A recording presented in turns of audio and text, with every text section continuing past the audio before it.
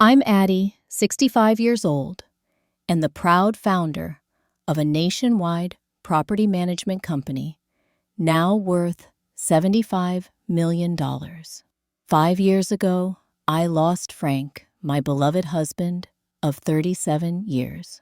Our only son, Thomas, recently married a woman named Meredith, and I decided to keep my wealth a secret during their wedding festivities.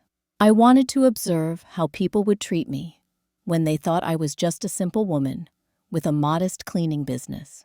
What I discovered broke my heart, but ultimately saved my family. Before I share how my own daughter-in-law humiliated me, let me know where you're watching from and hit that subscribe button if you believe respect should never be based on someone's bank account. I grew up in a small town in Minnesota where my father worked at the local factory and my mother was a seamstress. We never had much, but they taught me the value of hard work and dignity. After high school, I worked 3 jobs to put myself through community college studying business administration while dreaming of something more. When I was 23, I started my own cleaning company with just myself, 2 employees, and an old van my father helped me buy. Those early days were exhausting. I would clean offices during the day, handle paperwork at night, and sleep barely 5 hours before starting all over again. But I was determined to build something meaningful. I met Frank at 25 when his accounting firm hired my company. He was 30, kind-eyed, and had the most genuine smile I'd ever seen. On our first date, he asked about my business plans, while other men only talked about themselves. 6 months later, we were married in a simple ceremony at my parents' backyard. Frank believed in me completely. When I told him I wanted to expand from cleaning services into property management, he helped me draft a business plan and secure my first small loan. Within 3 years, we had 20 employees and were managing 10 commercial properties across the city. Our son Thomas came along when I was 33. I still remember holding him in the hospital, promising I would build something lasting for him, while also being present as his mother. That balance wasn't always easy to maintain. As the business grew rapidly through my 30s and 40s, there were many nights when I came home after Thomas was already asleep. Frank was an incredible father who filled in the gaps when my work took me away. He coached Thomas's baseball teams, helped with science projects, and never made me feel guilty about pursuing my dreams. Our family wasn't perfect, but it was built on love and mutual respect. We sent Thomas to the best schools, something neither Frank nor I had experienced. He was brilliant from an early age, clearly destined for something special. When he was accepted to Harvard for his undergraduate degree, I cried tears of pride, knowing my little cleaning company had made that possible. Thomas decided to become a doctor, completing medical school at Johns Hopkins, and eventually becoming a cardiac surgeon at Massachusetts General Hospital in Boston.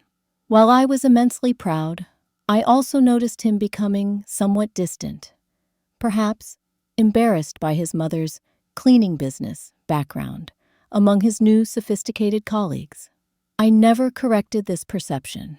Although my company had expanded into a nationwide property management empire with investments across multiple industries, I maintained a modest public profile. Frank and I continued living in the same house we'd bought when Thomas was a baby, though we could have afforded mansions many times over. After Frank died of a sudden heart attack 5 years ago, I threw myself even deeper into work.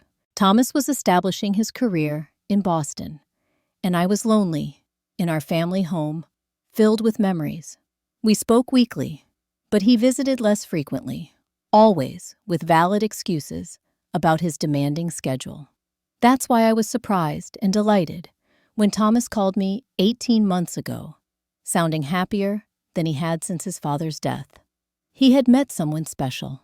Her name was Meredith, a pediatric nurse at his hospital, and they had been dating for 8 months. "Mom, she's amazing," he told me, his voice brimming with excitement. "Smart, beautiful, and from a good family. Her father's a corporate lawyer, and her mother runs a successful interior design business." I was invited to Boston the following month to meet Meredith over dinner. She was certainly beautiful, with perfectly highlighted blonde hair and an impeccable fashion sense. She was polite throughout our meal, asking about my little business and how I was managing all alone since Frank's passing. There was something in her tone that struck me as condescending, but I dismissed it as my own insecurity. 2 months later, Thomas called again. They were engaged and planning a wedding at the Belmont Estate, one of the most exclusive venues in Massachusetts. "That sounds expensive, sweetie," I said cautiously. "I'd be happy to help with the costs." "No need, Mom," Thomas replied quickly. "Meredith's parents are insisting on handling it. They want to give their only daughter the perfect wedding." I felt a twinge of disappointment at being sidelined, but I reminded myself that this was their special day. Still, as the wedding plans progressed, I couldn't shake the feeling that something wasn't right in how Meredith and her family were treating me. The wedding planning meetings became a series of small humiliations. I was invited to only 2 out of the dozen planning sessions, and during those, Meredith's mother, Diana, dominated every conversation. When I suggested incorporating some of our family traditions into the ceremony, Diana smiled thinly and said, "We've already finalized the program, Addie dear." Meredith's behavior toward me grew increasingly transparent. During a visit to my home 3 months before the wedding, she looked around with barely concealed disdain. "This place is so quaint," she said, running a finger along my kitchen counter. "Have you ever thought about updating it? My mother knows excellent contractors." "I like it as it is," I replied. "It holds many memories." "Of course." She smiled, her voice dripping with false sympathy. "Sentiment is important when you have limited options." Thomas, standing nearby, said nothing to defend my home or me.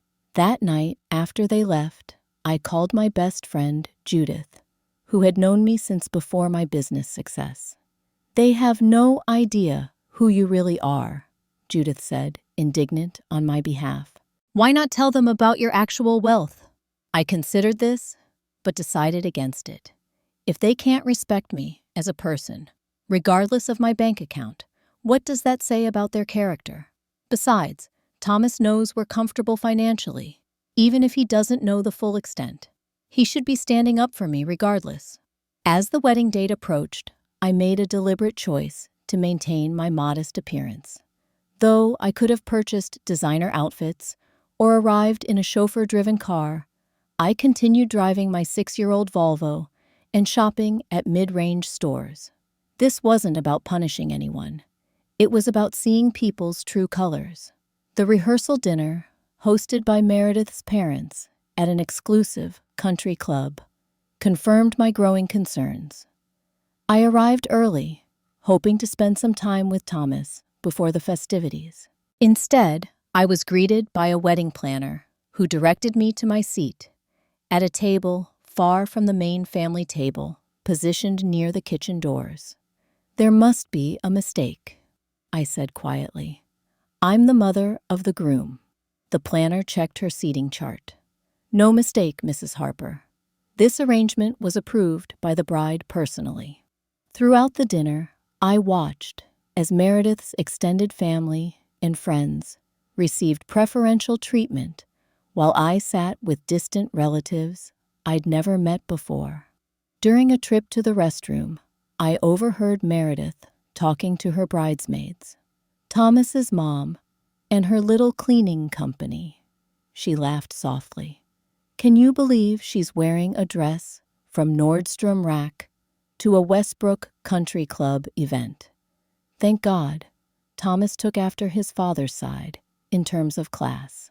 I stood, frozen in the hallway, my heart cracking with each word. Not for myself. I had long ago moved beyond caring what people thought of my appearance. But for my son. What kind of woman had he chosen to share his life with? And why couldn't he see what was happening that night? I cried for the first time since Frank's funeral, clutching his picture and wishing he were here to advise me. Frank would have known exactly what to say to Thomas, how to open his eyes without causing a rift. But Frank was gone, and I had to navigate this painful situation alone. The wedding day dawned bright and clear, a perfect June Saturday at the Belmont estate. I arrived early, wearing a simple but elegant navy blue dress that I knew looked good on me, regardless of its price tag. As mother of the groom, I expected to be included in the pre-ceremony preparations. But when I approached the bridal suite, Meredith's mother intercepted me. "Addie dear, Meredith is in final preparations. Perhaps you could wait in the main hall. We'll call you when it's time for photos." I waited 2 hours before being summoned for a brief photo session. When I entered the room, Meredith looked me up and down with a frown. "That dress is rather plain for wedding photos. Don't you think we're going for a sophisticated aesthetic?" Before I could respond, Thomas intervened, though his defense was lukewarm at best. "Mom looks fine. Let's just take the pictures." Throughout the ceremony and reception, I was treated more like an ordinary guest than the mother of the groom. My assigned table was again far from the head table, and when speeches were given, I wasn't invited to share any words about my son until I specifically requested the opportunity. One bright spot in the day came from Sandra, the wedding photographer. While positioning me for a family photo, she whispered, "You raised a wonderful son. My brother was his patient last year, and Dr. Harper saved his life with that emergency bypass. You must be so proud." Her genuine kindness brought tears to my eyes. "Thank you. I am very proud of him." When it came time for gift giving, I presented Thomas and Meredith with a small box containing a family heirloom, a vintage diamond and sapphire brooch that had belonged to Frank's grandmother. "This has been in the Harper family for 4 generations," I explained, holding it carefully. "Frank wanted you to have it for your bride someday, Thomas." Thomas seemed touched, but Meredith's smile didn't reach her eyes as she examined the piece. "It's interesting," she said quickly, setting it aside to reach for another larger gift from her aunt. Later, I overheard her asking Thomas if the diamonds were real or costume jewelry. The final blow came during the reception when I managed to have only 2 minutes alone with my son. Before we could have any meaningful conversation, Meredith appeared, claiming Thomas was needed for photos with her college friends. "You understand, don't you, Addie?" she said, with that same condescending smile. "These moments are so important to capture."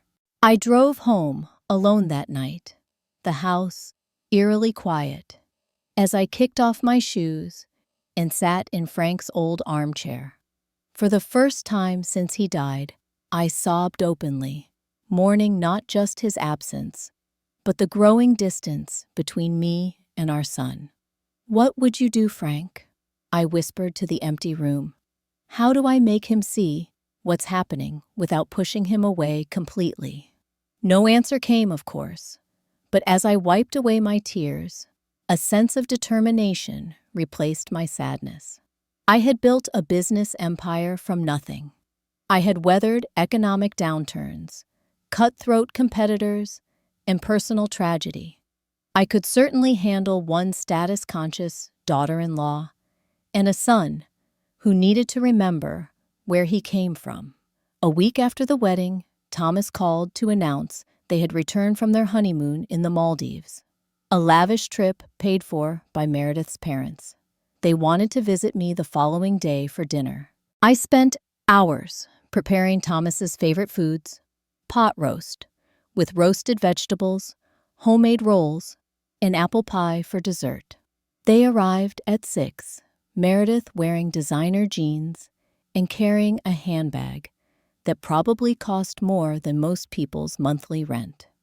She looked around my home with barely concealed distaste.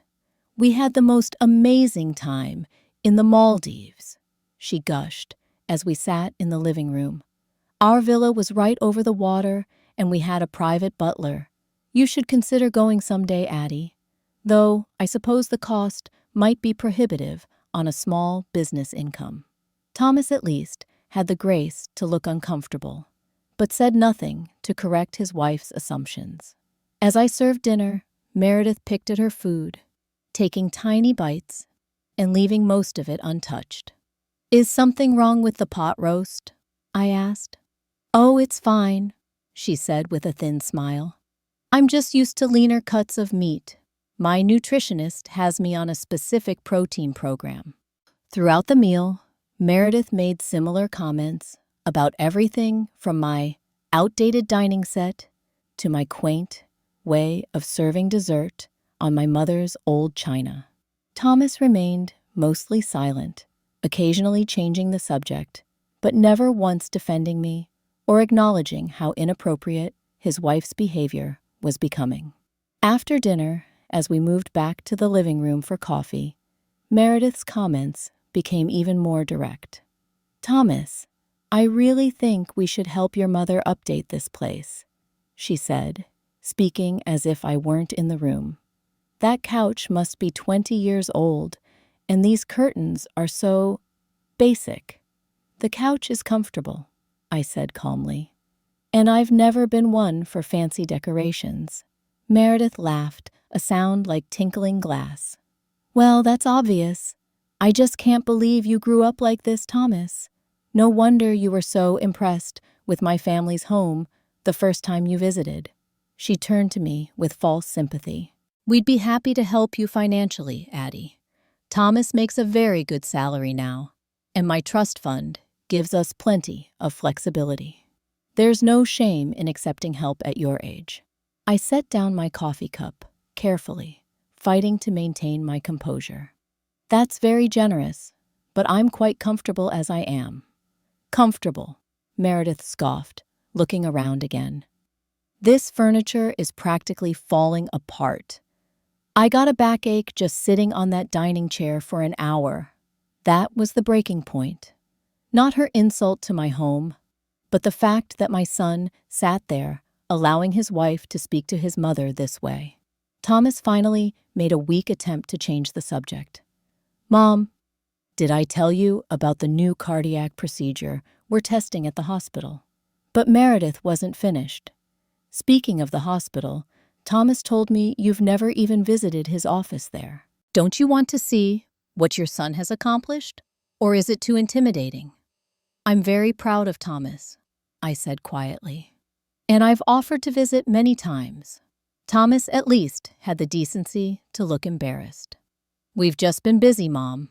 They left early, Meredith claiming she needed to rest on their actually comfortable bed after sitting on my furniture. As they walked to their luxury SUV, I stood in the doorway, watching my son drive away with a woman who had just spent 3 hours belittling his mother's life and home. Once they were gone, I didn't cry this time. Instead, I made a decision. It was time to stop hiding who I really was. The next morning, I called my financial advisor, Jeffrey, who had been with me for over 20 years.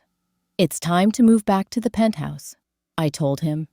"And I think we should announce the River Heights development project next week instead of next month." "Are you sure?"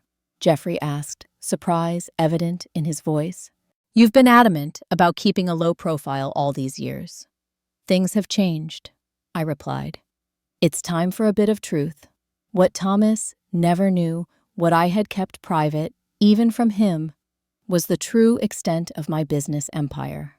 What had started as a small cleaning company had grown into Harper Property Management, one of the largest commercial real estate firms in the country.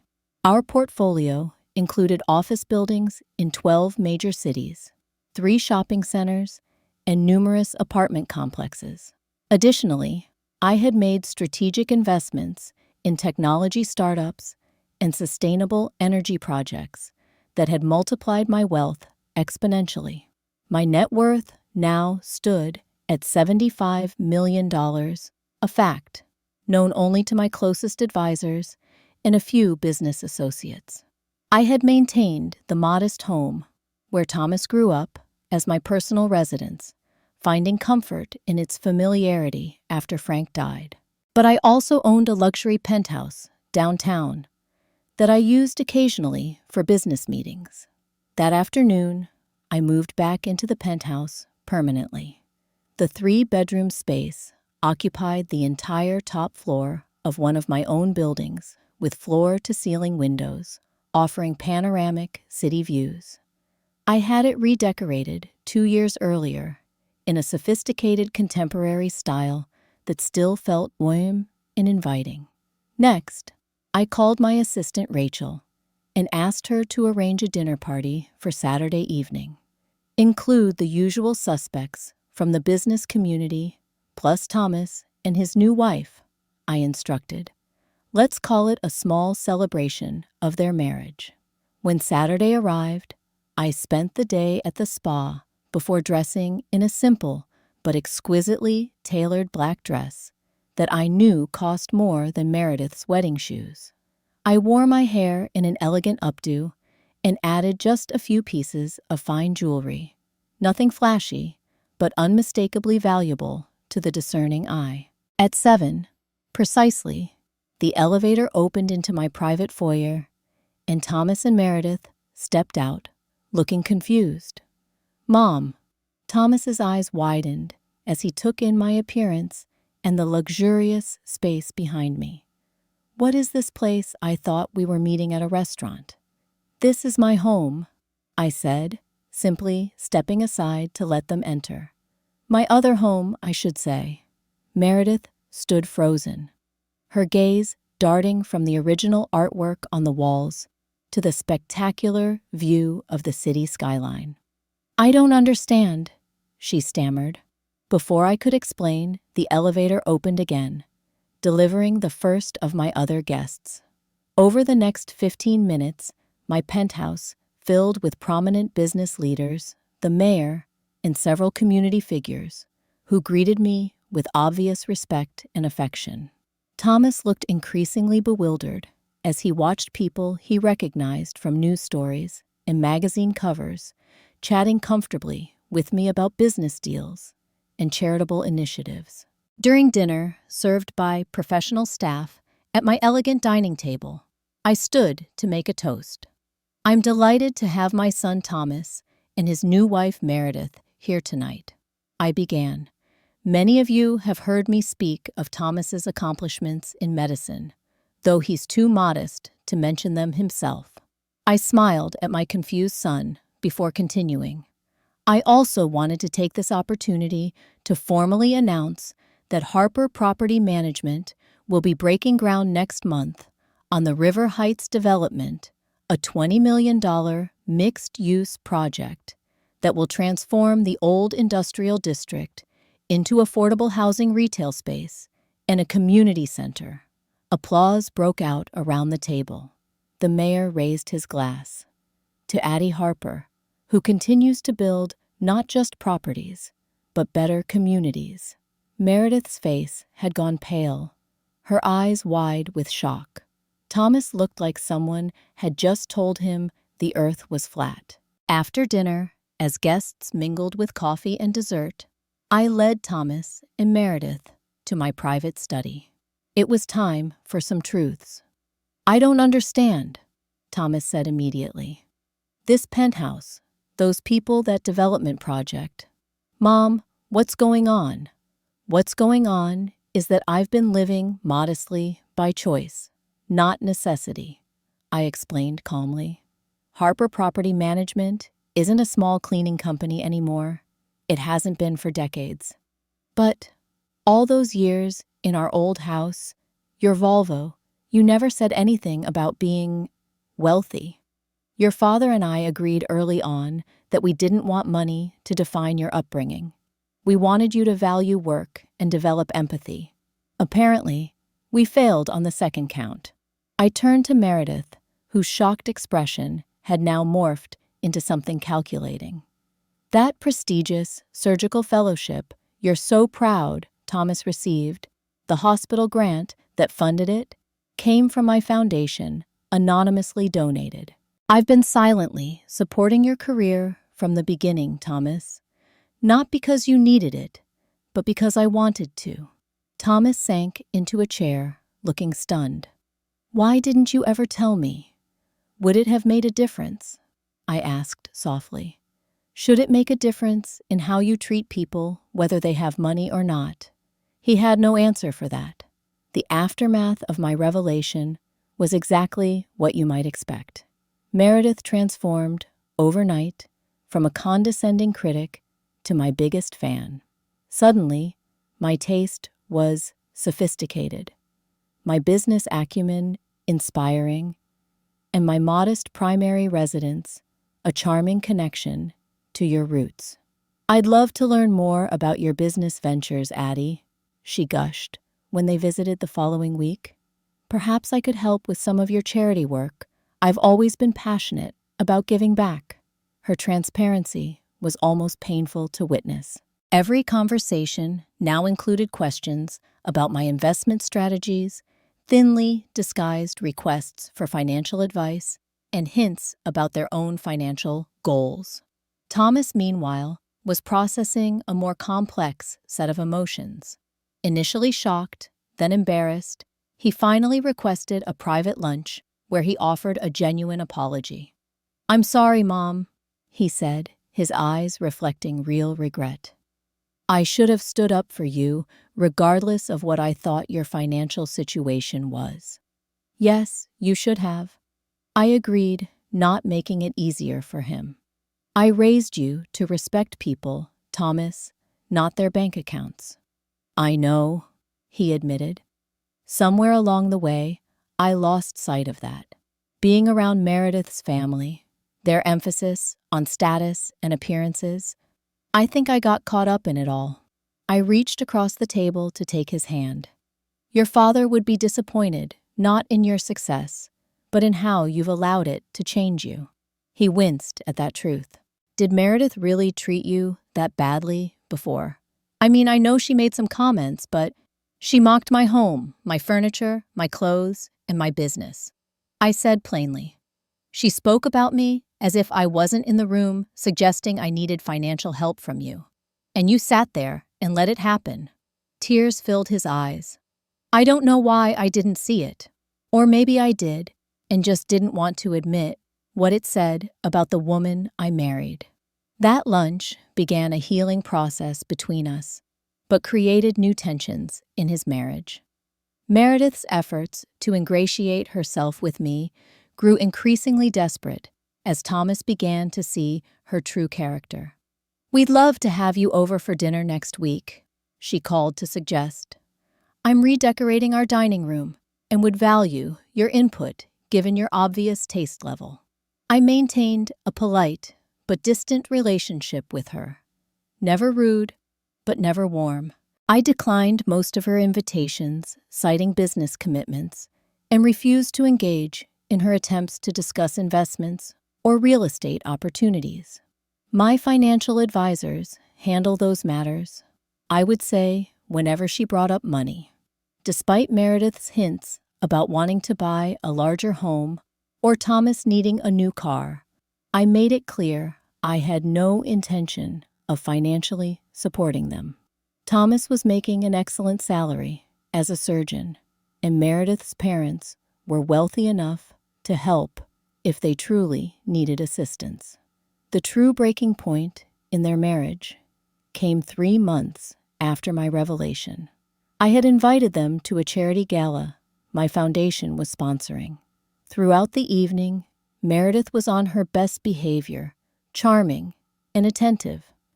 But when my assistant Rachel approached to tell me a major donor had arrived, Meredith's mask slipped. "Excuse me, we're having a family conversation," she snapped at Rachel, clearly assuming she was a server rather than my right-hand business partner. Rachel, consummate professional, that she is, simply smiled. "I apologize for the interruption, Ms. Harper, but Senator Wilson has arrived and is asking specifically for you." As Rachel walked away, Meredith began criticizing her presumptuous attitude and inappropriate interruption. That's when Thomas finally found his backbone. "Stop it, Meredith," he said firmly. "Rachel is my mother's executive vice president and has been with her company for 15 years. She deserves your respect."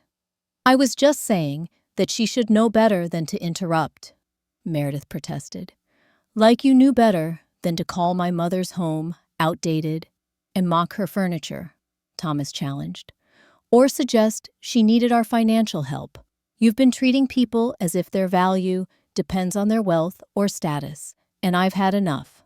They left separately that night, Thomas staying to talk with me, while Meredith took a taxi home, furious at being publicly corrected. 6 months passed, bringing significant changes to our family dynamic. Thomas and Meredith entered marriage counseling, confronting the cracks in their foundation that my revelation had exposed. While part of me wondered if their marriage was worth bathing, I supported Thomas's decision to try. "I made vows," he told me during one of our now regular Sunday brunches. "And despite everything, I think there's a good person inside Meredith who got lost in her parents' values about status and wealth." I was skeptical, but kept my opinions to myself. This was his journey to navigate. Thomas began spending more time with me, eager to learn about the business empire I had built. I introduced him to my executive team, took him on tours of our properties, and included him in meetings about future developments. "I had no idea," he said repeatedly, looking at the models of affordable housing projects we'd completed in underserved communities. "You've built something remarkable, Mom. Your father was a huge part of it," I reminded him. "He may not have been the public face, but his financial expertise laid the groundwork for our expansion." Slowly, I began to consider whether Thomas might someday take a leadership role in Harper Properties. His analytical mind and genuine concern for people's well-being, qualities that made him an excellent surgeon, could translate well to continuing our company's mission of responsible development. More surprisingly, Meredith slowly began to show genuine change. The counseling seemed to be helping her recognize the shallow values she'd absorbed from her parents. One afternoon, she asked to meet me for coffee alone. "I've been doing a lot of thinking," she said, her usual polish subdued. "The way I treated you before I knew about your success was inexcusable." "Yes, it was," I agreed simply. "My parents raised me to believe that a person's worth was tied to their visible success, their home, car, clothes, career," she continued. "I never questioned it until recently. Now I can see how toxic that mindset is." "Recognition is the first step," I acknowledged. "I don't expect you to forgive me right away," Meredith said. "But I want you to know I'm trying to change, not because you're wealthy, but because I was wrong about what matters in life." It was the first time I'd seen genuine humility from her. While I wasn't ready to embrace her as a daughter, I recognized the courage it took to admit such fundamental errors in judgment. My own healing journey continued as well. After decades of defining myself primarily through my business, I began rediscovering other aspects of my identity. I joined a grief support group for widows, something I had resisted after Frank died. Sharing stories with others who understood the unique pain of losing a spouse brought comfort I hadn't expected. I established a family foundation focused on supporting first-generation entrepreneurs, particularly women with limited access to traditional business education. Using my experience to help others avoid some of the pitfalls I had encountered gave purpose to the wealth I'd accumulated. Forgiving both Thomas and Meredith proved to be a complex, non-linear process. Some days remembering how they had treated me still stung sharply. Other days, seeing their efforts to change softened my heart. I reminded myself that holding on to resentment would only poison my own peace of mind. 4 months into their counseling, Thomas and Meredith invited me to dinner at their home. The atmosphere was noticeably different, warm, genuine, without pretense. Meredith had cooked herself a simple meal rather than the elaborate, catered affairs she'd previously favored. Their conversation included no mentions of acquisitions or status symbols. Most tellingly, when Thomas excused himself to take an emergency call from the hospital, Meredith continued engaging me in genuine conversation, rather than immediately dropping her friendly demeanor. "I'm volunteering at a women's shelter now," she told me. "Many of the residents are trying to start small businesses to support themselves after leaving abusive situations. Your story of building a company from scratch inspires them. Perhaps I could speak with them sometime." I offered, testing her sincerity. "They would love that," she replied, her eyes lighting up with authentic enthusiasm rather than calculation. "Actually, being helpful feels so much better than just appearing important." Around this time, I also began dating again, something I never expected at 65. Lawrence was a kind widower who had owned the hardware store where I bought supplies when first starting my cleaning company. He remembered me from those early days, struggling but determined. "You always had a spark," he told me on our second date. "I knew you'd make something of yourself, though I never imagined how far you'd go." What I valued most was that Lawrence's attraction to me had formed when I was nobody special, just a young woman with dreams and dirty overalls. His interest wasn't in my wealth, but in the person I'd always been. By the 1-year anniversary of Thomas's wedding, our family had established a new dynamic built on authenticity rather than appearances. We celebrated with a dinner at my penthouse, cooked together rather than catered, with Lawrence joining us as my guest. As we sat around the table, I looked at my son, once again the compassionate person I had raised, and his wife, humbled but growing into someone with genuine substance. The journey had been painful, but necessary. "I've learned that money doesn't define character," I said when Thomas proposed a toast. "It merely reveals it. When people think you have nothing, you discover who values you for yourself and who measures worth by bank accounts." "To authentic relationships," Thomas added, raising his glass. Later that evening, as we enjoyed dessert on the terrace overlooking the city lights, I reflected on how close I had come to losing my relationship with my only child.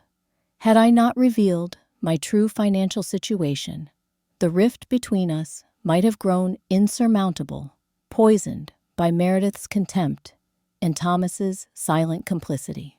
Sometimes, even at 65, we need to stand in our power and demand the respect we deserve. It's never too late to establish boundaries, to insist on being treated with dignity, regardless of perceived status. The greatest wealth I possess isn't in my bank accounts or property holdings. It's in the knowledge that my family relationships are now built on honesty, mutual respect, and love that transcends financial considerations. As our evening wound down, Meredith helped me clear the dessert plates, a small but meaningful gesture she would never have considered a year earlier. "Thank you," she said quietly when we were alone in the kitchen. "Not just for tonight, but for giving me the chance to become a better person." "We all deserve second chances," I replied. "The question is what we do with them." Have you ever had to stand up for your own worth when others undervalued you? I'd love to hear your stories in the comments below. Sometimes the hardest person to demand respect from is family, but it's also the most important relationship to get right. If this story resonated with you, please hit the like button and subscribe to my channel for more real-life experiences. And remember, treat everyone with kindness and dignity, regardless of what you think they're worth, because character reveals itself in how we treat those we believe can do nothing for us. Thank you for listening, and I wish you relationships built on genuine respect, not superficial values.